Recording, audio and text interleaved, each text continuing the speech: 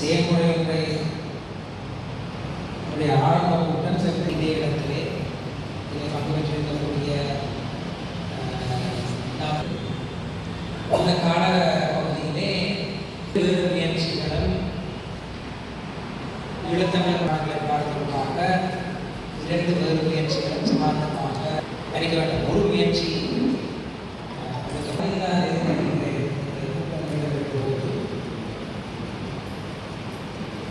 ஒருங்கிணைப்பிலே ஒருநிலைப்பாட்டை நோக்கி நகர்வதற்கான வாய்ப்புகளை ஆராய்வதற்காக ஒரு கூட்டம் அழைக்கப்பட்டது.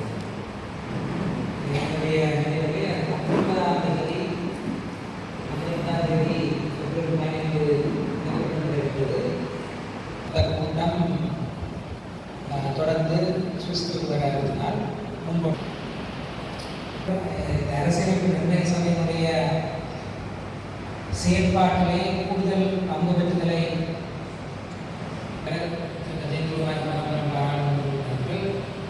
தமிழ் சட்டத்தரணிகள் இந்த முயற்சியிலே பங்கு பெற்றுள்ளார்கள். ஒரு முயற்சியை எடுப்பதாக கூறியிருந்த பட்சத்தில் நடைபெற்றதில்லை. எங்களுக்கு அழைப்பு விடுக்கப்படவில்லை. தமிழ் தேசிய குழுக்களும் அழைக்கப்பட வேண்டும் என்று அழைத்திருந்தபோதிலும் அந்த செயல்முறையினுடைய அன்றைய நிலைக்கு அல்லது தற்போது இருக்கின்ற நிலைக்கு தற்போது சமூக குழுக்களை உருவாக்குவது பேரை கொண்ட ஒரு தொடர்பான அறிவிப்பு வந்தது. அந்த அறிவிப்பும் கலந்தாலோசனை அனைத்து அரசியல் கட்சிகளுடைய அழைக்கப்பட்ட அரசியல் கட்சிகள் முயற்சியிலே செயல்முறை சார்ந்த சில இடர்பாடுகள் இருப்பதாக நான் அதை ஆழமாக போகவில்லை. ஆனால் அனைவருக்கும் வணக்கம். இன்றைய தினம் ஈழத்தமிழர் அரசியல் நிர்ணய சபையினுடைய பொதுச்சபை இளங்கலைஞர் மன்றத்திலே காலை 10 மணியிலிருந்து மதியம் 1 மணி வரை தனது 2வது கூட்டத்தை நடத்தியிருந்தது. குறித்த கூட்டத்திலே சில முடிவுகள் எடுக்கப்பட்டுள்ளன. ஈழத்தமிழர் அரசியல் நிர்ணயிப்பு சபையானது தமிழ் தேசிய கட்சிகள், சிவில் சமூக அமைப்புகள், பல்கலைக்கழக ஆசிரியர்களைச் சேர்ந்த அமைப்புகள், பல்கலைக்கழக ஊழியர்களைச் சேர்ந்த அமைப்புகள், மாணவர் அமைப்புகள், மதகுருமார்கள், பெண்கள் அமைப்புகள், மீனவ அமைப்புகளைச் சேர்ந்த பிரதிநிதிகள் என்று ஈழத்தமிழர்களுடைய குடிசார் அமைப்புகளுடைய பல்வகமையை பிரதிநிதித்துவப்படுத்தி உள்வாங்கப்பட்ட ஒரு தமிழர்கள் சார்பில் ஒரு பொதுவான அரசியலமைப்பு முன்மொழிவானது முன்வைக்கப்பட வேண்டும் என்ற நோக்கத்துக்காக உருவாக்கப்பட்ட சபை. அந்த சபையினுடைய செயற்பாடுகளுக்கு வழிநடத்தும் பொருட்டு அந்த சபையிலிருந்து இன்றைய தினம் 33 நபர்களை கொண்ட ஒரு வழிநடத்தல் குழு தெரிவு செய்யப்பட்டுள்ளது. ஏற்கனவே கடந்த கூட்டத்திலே யாழ் பல்கலைக்கழக அரசியல் துறை தலைவர் கலாநிதி விக்னேஸ்வரன் தலைமையில் அந்த குழு இயங்கும் என அறிவிக்கப்பட்டிருந்து இன்றைய தினம் அந்த குழுவினுடைய உள்ளடக்கம் உறுதி செய்யப்பட்டு சபையினால் அங்கீகரிக்கப்பட்டது. மேலும் குறித்த வழிநடத்தல் குழுவுக்கு சபையினால் அவர்களுடைய இயங்கு தளம் தொடர்பாக வழிநடத்தல்கள் இன்று வழங்கப்பட்டுள்ளன. அந்த அடிப்படையிலே முதலாவதாக இவ்வாறான ஒரு அரசியலமைப்பை தமிழ் தரப்பு சார்பிலே பொதுவாக முன்வைக்கப்பட வேண்டும் என்பதொருவிலே ஒரு பரந்துபட்ட மக்கள் கலந்துரையாடல் ஒன்றை மேற்கொண்டு அந்த கலந்துரையாடலின் விளைவாக அதனை உள்வாங்கி ஒரு வரைவொன்றை தயாரிப்பதென்றும், இரண்டாவதாக தற்போது அரசியலமைப்பு உருவாக்கம் தொடர்பாக இருக்கக்கூடிய விடயங்களை தெளிவுபடுத்துகின்ற வகையிலே அது தொடர்பான அறிவூட்டலை செய்கின்ற வகையிலே சபையினால் நடவடிக்கைகள் முன்னெடுக்கப்பட வேண்டும், ஈழத்தமிழர் அரசியலமைப்பு நிர்ணய சபையினால் முன்னெடுக்கப்பட வேண்டும் என்றும் தீர்மானிக்கப்பட்டது. மூன்றாவதாக தற்போதைய அரசாங்கத்தினால் புதிய அரசியலமைப்பு உருவாக்கம் தொடர்பான செயல்முறை ஒன்று ஆரம்பிக்கின்ற பட்சத்திலே தமிழ் மக்கள் சார்பில் முன்வைக்கப்பட வேண்டிய முன்மொழிவு தொடர்பிலே ஒரு நகலை தயாரிப்பதற்காக அந்த நகலை தயாரிக்கின்ற ஒரு குழு ஒன்று அமைக்கப்பட்டு அது தன்னுடைய வேலைகளை செய்ய வேண்டும் என்பது. இந்த 3 வேலை திட்டங்களும் 3 தூண்களாக இந்த சபையினுடைய ஈழத்தமிழர் அரசியலமைப்பு நிர்ணய சபையினுடைய தூண்களாக செயற்படும் என்றும் அதுக்கான வேலை திட்டத்தை இந்த வழிநடத்தல் குழு அடுத்த 2 வார காலப்பகுதிக்குள் உருவாக்கி சபைக்கு முன்னளிக்க வேண்டும் எனவும் இன்று தீர்மானிக்கப்பட்டிருக்கின்றது.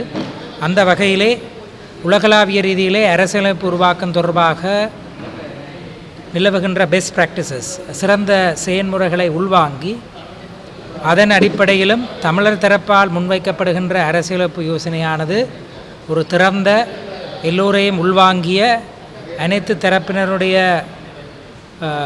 உள்ளீட்டையும் வாங்கிய ஒரு செயல்முறையாக உருவாக்கம் பெற வேண்டும் என்ற நோக்கிலே இன்றைய தினம் தீர்மானங்கள் மேற்கொள்ளப்பட்டுள்ளன.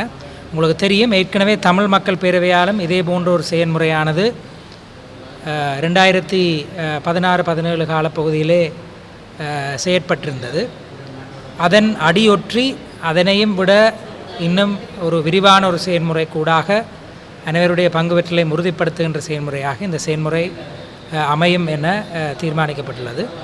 அந்த வகையிலே இன்றைய தினம் இந்த தீர்மானங்கள் மேற்கொள்ளப்பட்டுள்ளன. மேலும் தமிழ் சட்டத்திறனிகள் பேரவையினால் தமிழ் அரசியல் கட்சிகளை ஒருங்கிணைத்து எடுக்கின்ற முயற்சிகளுக்கு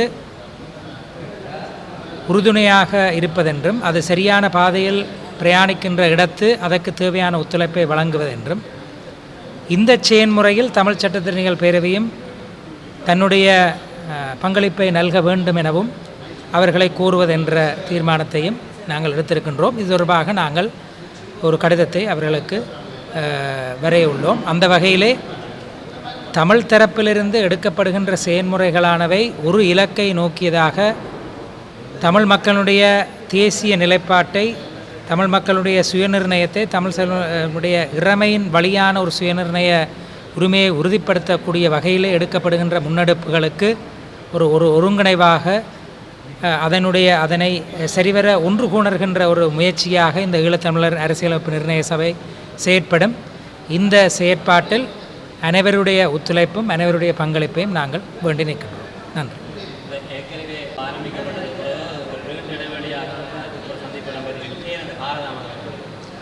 நாங்கள் இதில் மிக கவனமாக பிரயாணிக்க வேண்டும் என்ற எண்ணத்தில் இருந்தோம். அனைவரையும் உள்ளடக்கிய செயல்முறையாக இருக்க வேண்டும் என்று விரும்பினோம். தமிழ் சட்டத்திறனிகள் பேரவையினால் எடுக்கப்பட்ட முயற்சியை குழப்புவதாக சில பேர் இதனை காட்டிக்கொண்டாலும் அது அவ்வாறாக இருந்துவிடக்கூடாது என்பதிலே நாங்கள் தெளிவாக இருந்தோம். ஆனால் அதேவேளை தமிழ் சட்டத்திறனிகள் பேரவை முயற்சிக்காக இந்த முயற்சி காத்திருக்க வேண்டிய அவசியமில்லை என்பதும் உணரப்பட்டது. குறிப்பாக சாதாரண மக்களை உள்வாங்கிய சிவில் சமூகங்களை உள்வாங்கிய ஒரு செயல்முறை அரசியலமைப்பாக்க உருவாக்கும் முயற்சியில் அடிப்படையானது. அது வெறுமன அரசியல் கட்சிகளுக்கும் நிபுணர்களிடம் மட்டும் சுருங்கிவிடக்கூடாது என்பதையும் நாங்கள் உள்வாங்கியிருந்தோம். நாங்கள் அவசரப்படக்கூடாது என்ற நிலையில்தான் இந்த காலதாமதம் ஏற்பட்டது. இன்றைய தினம் கூட்டத்தில் இந்த காலதாமதம் ஏற்பட்டிருக்கக்கூடாது என்ற கருத்துக்களும் முன்வைக்கப்பட்டிருந்தன. அந்த வகையிலே நாங்கள் இனிவரும் செயற்பாடுகள் அனைவரையும் உள்வாங்கியதாக இருக்கும் என்பதோடு இந்த செயல்முறையானது அரசால் எடுக்கப்படுகின்ற முயற்சிகளுக்கு பதில் சொல்லக்கூடிய வகையிலே வேகமாக செயற்பட்டு அதற்குரிய துலங்களை காட்டும் எனவும் நாங்கள் இந்த இடத்திலே தீர்மானித்திருக்கிறோம்.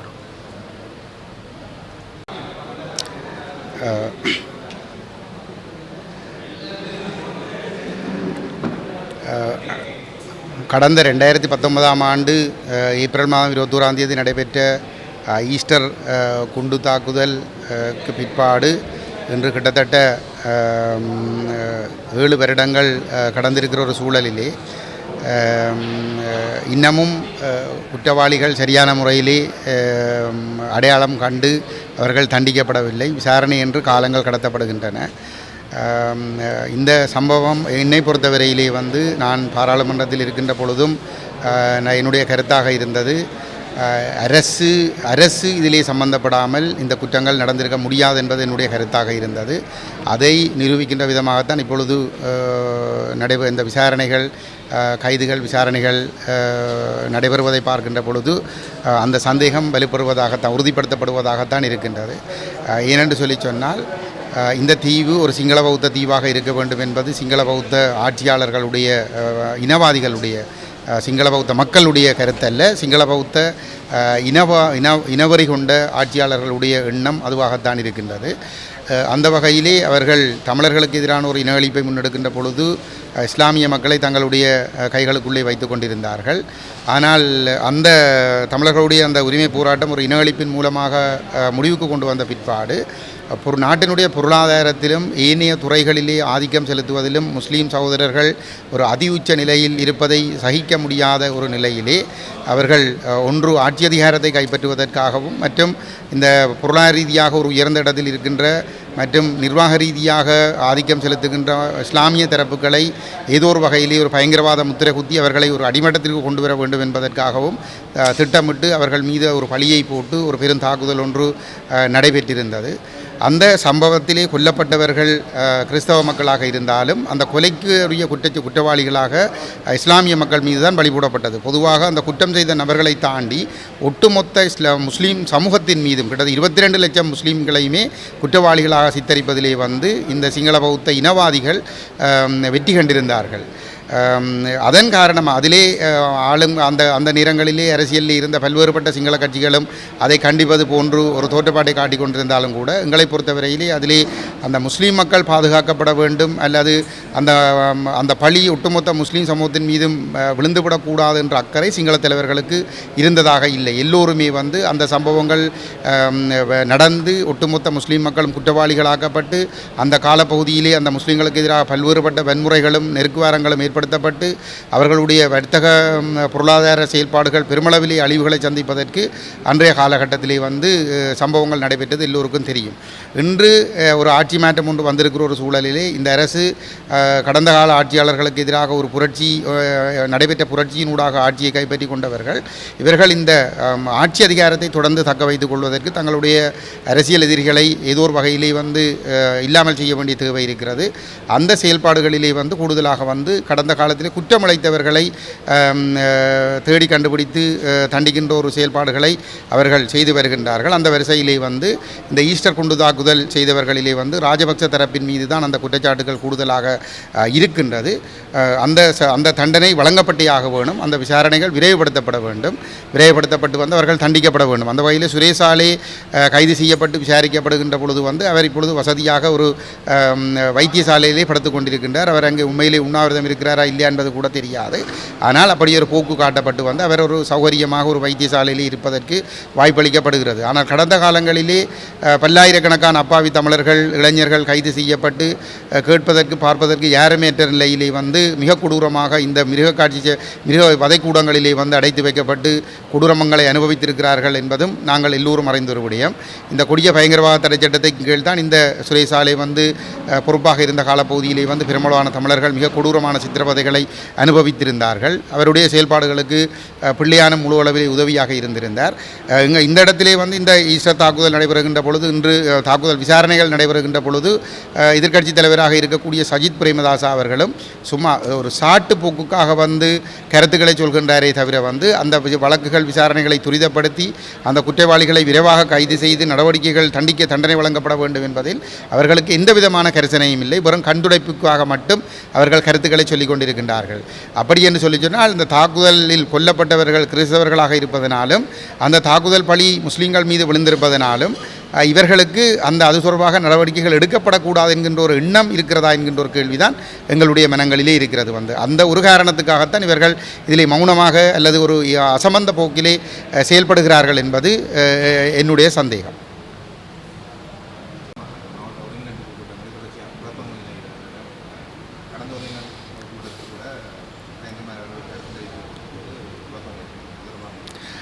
இப்போ இந்த யாழ்ப்பாணம் மாவட்ட ஒருங்கிணைப்பு குழு கூட்டம் 19ஆம் தேதி நடைபெற்றது. அதற்கு முதல் நாள் தெல்லிப்பளை பிரதேச செயல ஒருங்கிணைப்பு குழு கூட்டம் நடைபெற்றிருந்தது. அந்த கூட்டத்திலும் பாராளுமன்ற உறுப்பினர் அர்ச்சுனா ராமநாதன் அவர்கள் மிக கேவலமான முறையிலே எங்களுடைய தலைவர் கஜேந்திரகுமார் பொன்னம்பலம் அவர்களை இழிவான வார்த்தைகளால் பேசி அப்பட்டமான பொய்களை அவர்களுக்கு எதிராக சொல்லி அங்கே ஒரு மிக பெரும் ஒரு அவதூறு பரப்புரைகளையும் ஆத்திரமூட்டுகின்ற செயல்பாடுகளிலும் அவர் ஈடுபட்டிருந்தார். என்னை பொறுத்தவரையிலே என்பிபி அரசாங்கம் தான் அவரை தயார்படுத்தி அவ்வாறு நடந்து கொள்ள செயற்படுத்துகிறது என்பதுதான் எங்களுடைய சந்தேகம். ஏனென்று சொன்னால் நீங்கள் பார்த்தீர்களாக இருந்தால் அவர் அந்த தையட்டி போராட்டத்தை மோசமாக கொச்சைப்படுத்துகிறார். அதேபோன்று அந்த தெல்லிப்பளை வைத்தியசாலையை கொண்டு செல்வதற்கு அங்கே இருக்கின்ற அனைவரும் சம்மதிக்க வேண்டும், அதை எதிர்ப்பவர்கள் எல்லோரையும் மிக கேவலமாக கொச்சைப்படுத்துகின்றார். அது அந்த ரெண்டு தேவைகளுமே அரசுக்குத்தான் இருக்கிறார். அந்த தையட்டி விகாரை காணிகளை அந்த மக்களிடமிருந்து கபலீகரம் செய்து அதை பௌத்த விகாரைக்கு கொடுக்க வேண்டும் என்கின்ற தேவை, எடுத்துக்கொள்ள வேண்டும் என்ற தேவை இராணுவத்துக்கு இருக்கிறது, சிங்கள பௌத்த இனவாத அரசியல் தலைமைகளுக்கு இருக்கிறது. அந்த நோக்கங்கள் நிறைவேற வேண்டுமாக இருந்தால் அந்த மக்கள் தாமாக விரும்பி அந்த காணிகளை கையளிக்க வேண்டும். அப்போ கையளிப்பதாக இருந்தால் அந்த மக்கள் விரும்பி அந்த விகாரைக்கு அந்த காணியை கொடுக்க வேண்டும், அல்லது அளவீடு செய்து கையளிப்பார்கள் என்கின்ற ஒரு நம்பிக்கையிலே அவர்கள் ஏமாற்றப்பட்டு அதிலே கையெழுத்து வைப்பதன் மூலமாக அதனை வைத்துக்கொண்டு அவர்கள் அந்த சுயரிப்பு நடவடிக்கை ஊடாக அந்த காணிகளை தங்கள் வசதிப்படுத்திக் கொள்ளக்கூடியதாக இருக்கும். அப்போ இந்த செயல்பாடுகளிலே நாங்கள் மக்களை ஏமாற விடாமல் மக்களுக்கு சரியான ஆலோசனைகளை வழங்கி அந்த காணிகள் அந்த மக்களுக்கு கிடைக்க செய்ய வேண்டும் என்பதிலே எங்களுடைய தலைவரும் எங்களுடைய சட்டத்தரணிகளும் குறிப்பாக காண்டிவனண்ணா மற்றும் சுகாஸ் போன்றவர்களும் அந்த சரியான ஆலோசனைகளை வழங்கி அந்த மக்களை வழிநடத்தி கொண்டிருக்கின்ற நேரத்திலே இவர்களுடைய இந்த நிகழ்ச்சி நிரல் குழம்புகிறது. கடந்த தடவை அந்த தையட்டி காணிகளை அளப்பதற்கு இவர்கள் தந்திரோபாயமாக மக்களை ஏமாற்றி ஒரு முயற்சியை செய்திருந்தார்கள். காணிகளை விடப்போகிறோம், நீங்கள் அளவீட்டுக்கு ஒத்துழையுங்கள் என்ற அடிப்படையிலே அவர்களிடம் அந்த அளவீட்டுக்கான சம்மதத்தை கோரியிருந்தார்கள். மக்கள் அந்த அளவீட்டுக்கு ஒத்துழைக்கின்ற விதமாக அந்த விகாரைக்கு சென்றிருந்தார்கள். அங்கே அந்த விகாரை வளாகம் என்பது முழுக்க உங்கள் எல்லோருக்கும் தெரியும், இராணுவத்தினரதும் போலீசாரதும் கட்டுப்பாட்டில் இருக்கின்ற ஒரு பிரதேசம். அங்கு யாரும் செல்ல முடியாது. அங்கு செல்கின்றவர்கள் கைது செய்யப்பட்டு குற்றவாளிகளாக்கப்படுகின்ற சம்பவங்கள் உங்களுக்கு நடந்து கொண்டிருக்கிறதும் உங்களுக்கு தெரியும். உதாரணமாக கடந்த பௌர்ணமி தினத்தன்று அந்த 2 இளைஞர்கள் அந்த விகாரைக்குள் சென்று விட்டார்கள் என்பதற்காக அவர்களை கைது செய்து அவர்கள் அங்கே இரகசியமாக படங்களை எடுத்து சமூக குழப்பங்களை ஏற்படுத்த முற்பட்டார்கள் என்று அப்பட்டமான பொய் குற்றச்சாட்டுகளை முன்வைத்து நீதிமன்றத்திலே முற்படுத்தப்பட்ட சம்பவம் உங்களுக்கு தெரியும். ஆகவே அந்த விகாரை வளவுக்குள் யாரும் செல்ல முடியாது. அங்கே யாரும் சென்றால் அங்கே அந்த செல்கின்றவர்கள் அந்த போலீசாருடைய கட்டுப்பாட்டில் அல்லது இராணுவத்தினருடைய கட்டுப்பாட்டிலே தான் இருக்க முடியுமே தவிர அவர்கள் சுயமாக செயற்பட முடியாது. அவ்வாறு இருக்கிற பொழுது அந்த அளவீட்டு நடவடிக்கைகளுக்காக அழைக்கப்பட்ட மக்கள் அங்கே செல்கின்ற பொழுது அவர்களுக்கு உடற்பரிசோதனை செய்யப்பட்டு அவர்களுடைய அடையாள அட்டைகள் பரிசோதனை செய்யப்பட்டு அவர்கள் உள்ளே அனுமதிக்கப்பட்டிருந்தார்கள். அவ்வாறு அனுமதிக்கப்பட்டவர்கள் அங்கே சுதந்திரமாக நடமாட முடியாது. அப்போ அந்த பகுதிக்குள் அந்த கிட்டத்தட்ட 15 ஏக்கர் நிலங்களை அவர்கள் ஆக்கிரமித்து வைத்திருக்கிறார்கள். அந்த ஆக்கிரமிக்கப்பட்ட பகுதிக்குள் மக்கள் சுயமாக செல்ல முடியாது. ஆனால் இந்த அளவீட்டாளர்களை அந்த பிக்குவனுடைய சம்மதத்தோடு போலீஸ் தரப்பும் அரசாங்க தரப்பும் தான் கொண்டு வந்திருக்கிறார்கள். அவர்கள் அந்த பகுதிக்குள் தங்களுடைய விருப்பம் போன்று சென்று அளவீடுகளை செய்ய முடியும். ஏற்கனவே நாங்கள் அறிந்த வரையிலே அவர்கள் ஒரு தடவை அளவீடுகள் செய்திருக்கிறார்கள் என்றும் நாங்கள் அறியக்கூடியதாக இருக்கிறது. அப்படி இருக்கிற பொழுது இந்த மக்கள் அளவீட்டை தடுத்தார்கள் என்று சொல்வது அப்பட்டமான பொய். மக்கள் அளவீட்டை தடுக்கவில்லை, மாறாக இந்த அளவீட்டை அவர்கள் அந்த நிலவிய அளவியாளர்கள் அந்த அளவீட்டை செய்வதற்கான வாய்ப்புகள் அந்த பிரதேசம் அவர்களுடைய முழு கட்டுப்பாட்டில் போலீசாருடைய கட்டுப்பாட்டில் இருந்தது. அங்கே அவர்கள் சுதந்திரமாக சென்று அளவீடு செய்யக்கூடிய ஒரு சூழல் இருந்தது. மக்கள் அங்கே கைதிகள் போன்று ஒரு குறிப்பிட்ட இடத்திலே அடைத்து வைக்கப்பட்டிருந்தார்கள். அப்படிப்பட்ட ஒரு இடத்திலே அந்த அளவியாளர்கள் சென்று அளவீடு செய்யாமல் அங்கே இந்த மக்களுக்கு கொடுக்கப்பட்ட நெருக்கடி என்னவென்று சொன்னால், நீங்கள் இந்த அளவீடு செய்வதற்கான சம்மதத்தை தாருங்கள், எழுத்து மூலம் சம்மதத்தை தாருங்கள் என்று சொல்லி கேட்டுக்கொண்டிருந்தார்கள். அப்போ அந்த சந்தர்ப்பத்திலே அந்த மக்கள் அவர்களிடம் கேட்டுக்கொண்டார்கள் என்னவென்று சொன்னால், அங்கே தொல்பொருள் திணைக்களத்தைச் சேர்ந்த தரப்பிலிருந்தும் பிரத்யேகமான ஒரு அளவையாளர்கள் குழு வந்திருந்ததாக அவர்கள் அறிந்து கொண்ட போது அவர்களுக்கு ஒரு சந்தேகம் அவர்கள் எங்களுடைய சட்டத்திறனிகளோடு தொடர்பு கொண்டு ஒரு கேள்வியை கேட்டிருந்தார்கள். இவ்வாறு ஒரு நிலைமை இருக்கிறது, என்ன செய்வதென்று சொல்லி. அப்பொழுது எங்களுடைய தரப்பிலிருந்து ஒரு ஆலோசனை வழங்கப்பட்டிருந்தது. நீங்கள் உங்களுக்கு அளவீடு செய்ய வருமாறு உங்களுக்கு அறிவித்தல் கொடுத்தது உத்தியோகபூர்வமாக பிரதேச செயலருடைய கடித தலைப்பிலே அவருடைய கையொப்பமிட்டு ரப்பர் முத்திரை அடித்து அவர் கடிதத்தை அனுப்பியிருக்கிறார் என்று சொல்லி சொன்னால், அதே பிரதேச செயலாளர் உங்களுடைய காணிகள் அளவீடு செய்து உங்களிடம் கையளிக்கப்பட இருக்கிறது. ஆகவே அந்த நோக்கத்திற்காக மேற்கொள்ளப்படுகிற இந்த அளவீட்டு நடவடிக்கைக்கு உங்களுடைய சம்மதத்தை தாருங்கள், அளவீடு செய்து உங்களிடம் காணியை ஒப்படைக்கிறோம் என்ற எழுத்து மூலமான உத்தரவாதத்தை வாங்கி கொண்டு நீங்கள் அதை அந்த சம்மதத்தை கொடுக்கலாம் என்று சொல்லி நாங்கள் சொல்லியிருந்தோம். ஆனால் அந்த அந்த அந்த அவ்வாறான ஒரு கடிதம் கொடுக்க மறுக்கப்பட்ட இடத்திலே அவர்கள் அந்த அளவீடு செய்வதற்கான ஒப்புதல் கடிதத்தை கொடுக்கவில்லை. அப்படி இருக்கிற பொழுது அவர்கள் அளவீட்டை குழப்பினார்கள், தடுத்தார்கள் என்று சொல்வதெல்லாம் அப்பட்டமான பொய். அப்போ இங்கே அந்த காணிகள் அன்று தெல்லிப்பளையிலே அந்த காணிகளை அவர்கள் அளவீடு செய்வதற்கு சம்மதம் கொடுக்காமட்டதற்கு காரணம் அந்த காணிகள் சுவீகரிக்கப்பட போகிறது என்ற காரணத்தினாலே. இவ்வாறான ஒரு நிலையிலே தலைவர் கஜேந்திரகுமார் பொன்னம்பலம் அவர்கள் அந்த ஒருங்கிணைப்பு குழு கூட்டத்திலே இந்த தையிட்டி காணிகள் மக்களிடம் ஒப்படைக்கப்பட வேண்டும் என்ற கருத்தை முன்வைத்த பொழுது அவர் அவ்வாறான ஒரு கருத்தை முன்வைப்பதை தடுப்பதற்காக அவரை அங்கிருந்து அச்சுறுத்தி அல்லது அவமானப்படுத்தி அவரை வெளியே அனுப்பிவிட்டு அங்கே கலந்து கொண்ட மக்கள் பிரதிநிதிகளுடைய முடிவாக தையிட்டி விகாரை காணிகள் அளவீடு செய்து அதை அளவீடு செய்வதற்குரிய அனுமதி டிசிசியில் எடுக்கப்பட்டதாக காட்டிக்கொள்வதற்காக அர்ச்சுனா ராமநாதன் அவர்கள் எங்களுடைய தலைவர் கஜேந்திரகுமார் பொன்னம்பலம் மீது அவதூறு பரப்புரைகளை முன்வைத்திருந்தார். அதிலும் அதொன்று. அடுத்தது தெல்லிப்பளை வைத்தியசாலை. தெல்லிப்பளையிலே இருக்கக்கூடிய புற்றுநோய் அலகை ஒரு விசேட பிரிவாக மாற்ற வேண்டும் என்று ஏற்கனவே இணங்கப்பட்டிருந்த ஒரு இடத்திலே இப்பொழுது அவர்கள் அந்த தெல்லிப்பளை வைத்தியசாலையினுடைய பணிப்பாளரும் அவரோடு சேர்ந்த அர்ச்சுனா ராமநாதனும் அந்த வைத்தியசாலையை முழுமையாக மத்திக்குள் கொண்டு செல்ல வேண்டும் என்று அவர்கள் பிடிவாதமாக நின்றார்கள். குறிப்பாக அர்ச்சுனா ராமநாதன் அந்த கருத்தை பிடிவாதமாக அங்கே நிறைவேற்றுவதற்கு முயன்ற பொழுது தலைவர் கஜேந்திரகுமார் பொன்னம்பலம் அவர்கள் அதற்கு இணங்க மறுத்த நிலையிலே அவரை வாய் மூட வைத்து இணங்க செய்வதற்கு அல்லது அவர் வெளியேற்றப்பட்டு அவரை அவமானப்படுத்தி வெளியேற்றிவிட்டு அல்லது அடிப்பேன் உதைப்பேன் நாயபே என்று பேசி அவரை அச்சுறுத்தி அவரை வெளியேறச் செய்துவிட்டு அங்கே அந்த டிசிசியிலே தெல்லிப்பளை வைத்தியசாலையை கொண்டு செல்வதற்கு ஒரு ஏகமனதாக முடிவெடுக்கப்பட்டதாக காட்டிக்கொள்வதற்காகத்தான் அவர் முயற்சி செய்திருந்தார். ஆனாலும் அவர் அவ்வளவு அவமானப்படுத்தல்களையும் அச்சுறுத்தல்களையும் மேற்கொண்ட போதும் கூட தலைவர் கஜேந்திரகுமார் பொன்னம்பலம் அவர்கள் அங்கே தான் வெளியேறினால் எப்படிப்பட்ட ஒரு ஆபத்தான முடிவெடுக்கப்படும் என்பதை புரிந்து கொண்டு அவர் அத்தனையையும் சகித்து கொண்டு அந்த இடத்திலே இருந்து அந்த முடிவுக்கு அவர் தன்னுடைய எதிர்ப்பை பதிவு செய்திருந்தார். இதனால் அவர் கொதித்து போன நிலையிலே தொடர்ந்தும் தலைவரை ஆத்திரப்படுத்தி அவர் ஒரு வன்முறையாளனாக மாற்றுவதற்கான முயற்சியை மேற்கொண்டிருந்தார். இந்த தேவை என்பது ஸ்ரீலங்கா அரசுக்கு தான் இன்று இருக்கின்றது. அனுர அரசினுடைய நோக்கங்களை நிறைவேற்றிக் கொள்வதற்கு அர்ச்சுனா ராமநாதன் அவர்கள் தெல்லிப்பளை பிரதேச கூட்டத்திலும் பயன்படுத்தி இருந்தார்கள்.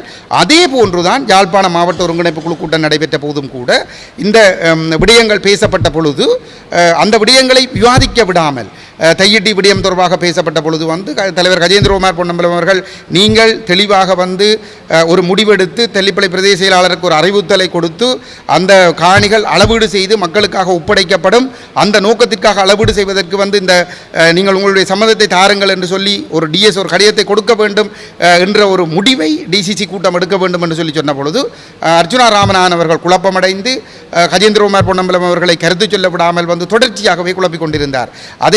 அதுவும் அந்த என்பிபி அரசாங்கத்தினுடைய தேவையை நிறைவு செய்வதற்காகத்தான் அர்ச்சுனா ராமநாதனை சந்திரசேகரன் அவர்கள் பயன்படுத்தி இருந்தார். அதையும் மீறி தலைவர் அந்த விடயத்திலே உறுதியாக நின்று அவர்களுடைய நோக்கங்களை நிறைவேற விடாமல் இந்த காணிகளை சுவீகரிக்கின்ற அந்த தையிட்டி விகாரைக்கு தமிழ் மக்களுடைய காணிகளை அடாத்தான முறையிலே கையகப்படுத்துகிற முயற்சிகளை எதிர்ப்பு தெரிவித்து அந்த காணிகளை மக்களிடம் கையளிக்க வேண்டும் என்பதில் உறுதியாக நின்று கொண்டிருந்த பொழுது எதிர் பக்கத்திலே பொதுமக்கள் அரங்கிலே இருந்த என்பிபி உறுப்பினர்கள் எழுந்து எங்கள் பாராளுமன்ற உறுப்பினர் கஜேந்திரகுமார் பொன்னம்பலத்துக்கு எதிராக கூச்சலிட தொடங்கினார்கள். அது சந்திரசேகரன் அழைத்து வந்த என்பிபியினுடைய அடியாட்கள் ஊர்களில் கிராமங்களிலே அடிதடி வன்முறைகளிலே ஈடுபடுகின்ற நபர்கள்தான் அந்த காடைத்தனமான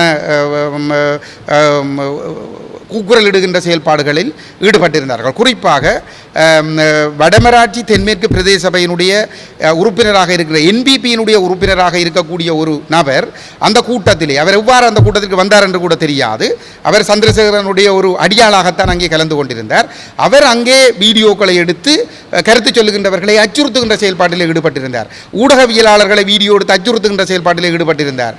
தங்களுடைய காணி பிரச்சனைகளை காணிகளை விடுவிக்க வேண்டும் என்று கேட்கின்ற அது குறிப்பாக இராணுவ ஆக்கிரமிப்பில் இருக்கிற காணிகளை விடுவிக்க வேண்டும் என்று கோருகிற நபர்களை வீடியோடு தச்சிருக்கின்ற செயல்பாடுகளில் ஈடுபட்டிருந்தார். அது மட்டுமல்ல, நான் ஒரு முன்னாள் பாராளுமன்ற உறுப்பினர் கஜேந்திரகுமார், கௌரவ பாராளுமன்ற உறுப்பினர் கஜேந்திரகுமார் பொன்னம்பலம் அவர்களுடைய பிரதிநிதியாக நான் அந்த கூட்டத்திலே கலந்து கொண்டிருந்த பொழுது, நான் கருத்து சொல்ல முற்பட்ட பொழுது கூட அவர் எனக்கு முன்னால் வந்து நின்று கொண்டு நான் சபையை பார்க்க விடாமல் என்னை மறைத்து கொண்டு நின்று என்னை கூட அவர் வீடியோ எடுத்து அச்சுறுத்திய சம்பவம் கடந்த 19ஆம் தேதி அந்த டிசிசி கூட்டத்திலே நடைபெற்றிருந்தது. இதுக்கு முன்னர் நடைபெற்ற டிசிசி கூட்டங்களிலே இவ்வாறான சம்பவங்கள் நடைபெற்றது கிடையாது. அந்த அளவுக்கு என்பிபி அச்சப்படுகிறது. மக்கள் மத்தியிலே இந்த கருத்துக்கள் செல்லக்கூடாது, அந்த இடத்திலே இவ்வாறான கருத்துக்கள் சொல்வதனால் தங்களுடைய இனவாத முகம் அம்பலப்படுகிறது என்பதனால் எங்களுடைய கருத்து சுதந்திரத்தை முடக்குவதற்கு, ஊடகவியலாளர்களுடைய சுதந்திரமான செயல்பாட்டை முடக்குவதற்கு, அங்கே வருகின்ற மக்களுடைய பிரச்சனைகளை பேசுகிறோம் என்று சொல்லி அழைத்து விட்டு அவர்களை அச்சுறுத்தி மௌனமாக்குகின்ற செயல்பாடுகளை சந்திரசேகரனுடைய தலைமையிலே இந்த என்பிபி அரசாங்கம் இங்கே அரங்கேற்றி கொண்டிருக்கிறது. இதை நாங்கள் வன்மையாக கண்டிக்கின்றோம்.